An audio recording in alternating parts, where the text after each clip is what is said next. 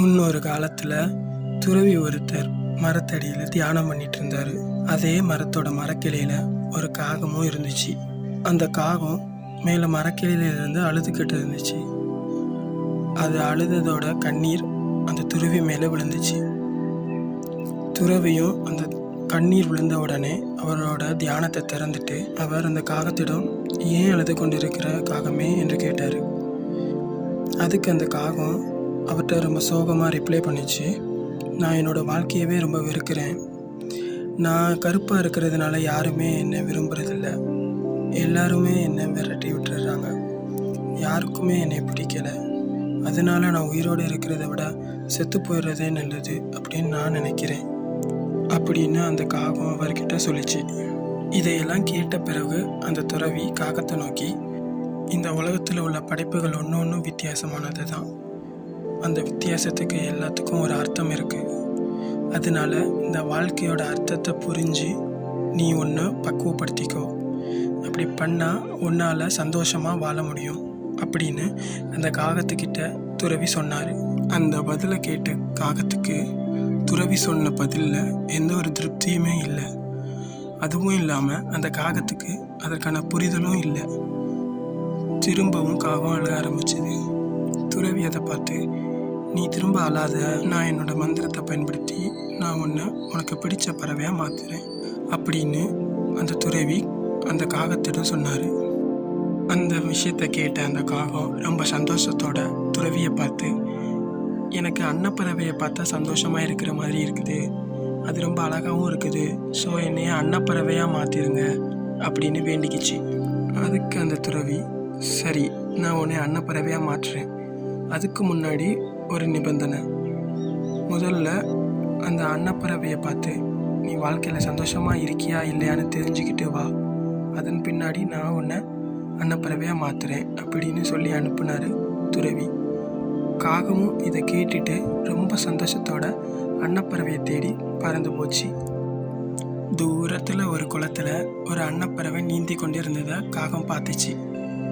உடனே அந்த அன்னப்பறவை கிட்ட போய் அந்த அன்னப்பறவை கிட்ட கேட்டுச்சு, அன்னப்பறவையே, நீ ரொம்ப அழகாக இருக்கிற, எல்லாருக்கும் பிடிச்ச மாதிரி கலரில் இருக்கிற, நீ இந்த உலகத்தில் ரொம்ப சந்தோஷமான பறவை தானே நான் நினைக்கிறேன், அது உண்மைதானே அப்படின்னு அன்னப்பறவையை பார்த்து கேட்டுச்சு.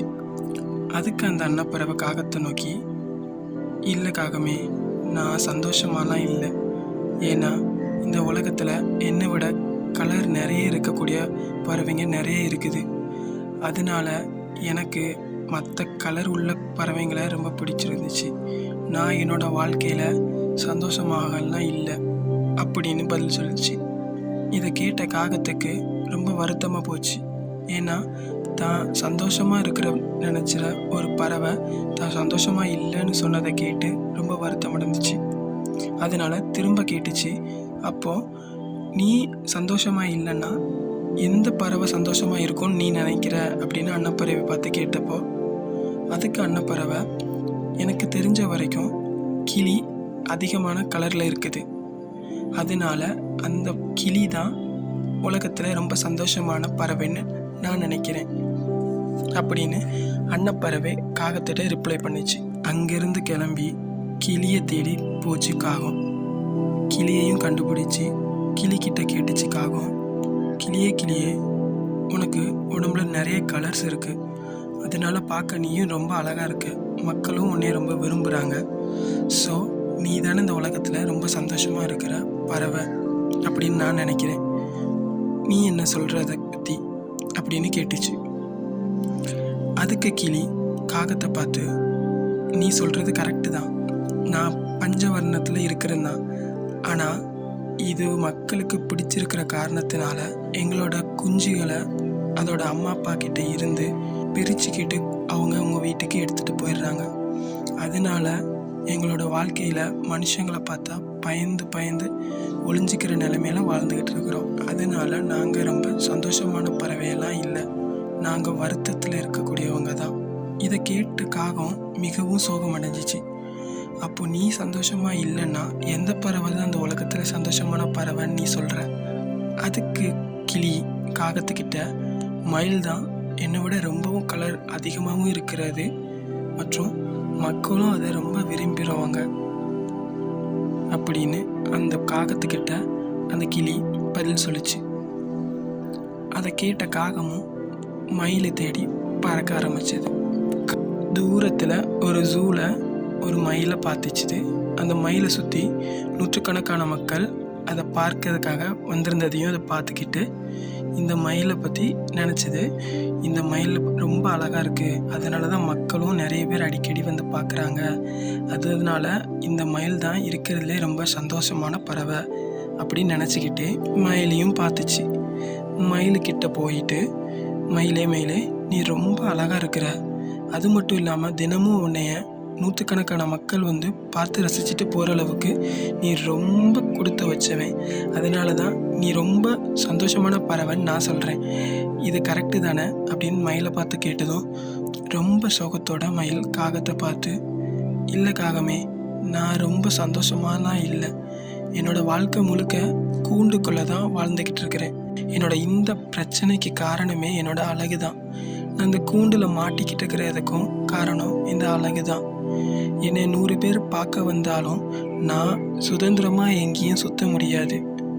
அதனால என்னோட அழகுனால எனக்கு எந்த ஒரு பிரயோஜனமும் இல்லை, எந்த ஒரு சந்தோஷமும் இல்லை. அலங்கார பொருட்களுக்காக மக்கள் என்னோட தொகையை பிடுங்கி அதை விதவிதமாக அலங்கார பொருள் செய்கிறாங்க. ஆனால் அதோட வேதனை எனக்கு மட்டும்தான் தெரியும். இதை கேட்டதும் காகம் ரொம்ப சோகமடைஞ்சு, அப்போது நீ சந்தோஷமான பறவை இல்லைன்னா யாரு தான் சந்தோஷமான பறவைன்னு நினைக்கிற அப்படின்னு காகம் மயில்கிட்ட கேட்டுச்சு.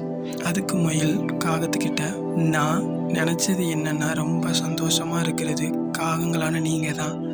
ஏன்னா உங்களை வந்து மக்கள் யாரும் பிடிக்க மாட்டாங்க, பிடிச்சு கூண்டிலே அடைக்க மாட்டாங்க. சுதந்திரமாக உங்களுக்கு பிடிச்ச இடத்துக்கு பறந்து போகலாம். நானும் உங்களை மாதிரி பிறந்திருந்தா எனக்கு பிடிச்ச இடத்துக்கு பறந்து போயிருப்பேன். என்னை மக்கள் யாரும் தொந்தரவும் பண்ணியிருக்க மாட்டாங்கன்ட்டு அது ரொம்ப வருத்தத்தோட அந்த காகத்துக்கிட்ட தெரிவிச்சுது. மயில் சொன்னதை நினச்சி காகம் தன்னோட உண்மையான மதிப்பை புரிஞ்சுக்கிட்டு ரொம்ப சந்தோஷப்பட்டுச்சு. ஏன்னா தன் வாழ்க்கையில் இதுவரை அது மற்றவங்க தான் சந்தோஷமாக இருக்காங்க, நம்மளுக்கு சந்தோஷமே இல்லை அப்படின்னு நினச்சிக்கிட்டு இருந்தது. ஸோ துறவியை நோக்கி ரொம்ப சந்தோஷத்தோட காகம் பறந்து போச்சு. பறந்து போய் துறவிக்கிட்ட, என்னை நீங்கள் அன்னப்பறவையால் மாற்ற வேணாம், நான் என்னோடய மதிப்பை புரிஞ்சுக்கிட்டேன் அப்படின்னு சொல்லி அந்த துறவிக்கிட்ட நன்றி சொல்லிட்டு அந்த இடத்த விட்டு பறந்து போயிருச்சு. ஸோ வியூவர்ஸ், இந்த காகத்தை போல் நம்மளும் நிறைய தடவை வாழ்க்கையில் மற்றவங்கள பார்த்து அவங்கெல்லாம் சந்தோஷமாக இருக்கிறாங்க அப்படின்னு நம்ம நினச்சிக்கிட்டு இருந்தோம். ஆனால் ஒவ்வொருத்தரும் சந்தோஷமாக தெரிஞ்சாலும் அவங்களுக்கு பின்னாடி ஒரு வருத்தம் இருக்க தான் செய்யும். கடவுள் ஒவ்வொருத்தரையும் ஒவ்வொரு விதமாக தான் படைச்சிருக்காரு. ஒவ்வொரு படைப்புக்கு பின்னாடியும் ஒரு மதிப்பு இருக்கும். அதனால உங்களை நீங்களே மதிப்பை குறைச்சி மதிப்பிடாதீங்க. உங்களோட மதிப்பு மிக பெருசு. ஸோ மற்றவங்கள பற்றி கம்பேர் பண்ணி உங்களோட கான்ஃபிடென்ஸையும் இழக்காதீங்க, உங்கள் சந்தோஷத்தையும் இழக்காதீங்க. உங்களோட மதிப்பை தெரிஞ்சு நீங்கள் சந்தோஷமாக இருங்க. இந்த வீடியோவில் கேட்ட கதை உங்களுக்கு பிடிச்சிருந்தா கமெண்ட்ஸில் பதிவு பண்ணுங்கள், லைக் பண்ணுங்கள், சப்ஸ்கிரைப் பண்ணுங்கள். இதே மாதிரி வேறு எதுவும் வீடியோஸ் வேணும்னாலும் கமெண்ட் பண்ணுங்கள். தேங்க்யூ ஃபார் வாட்சிங்.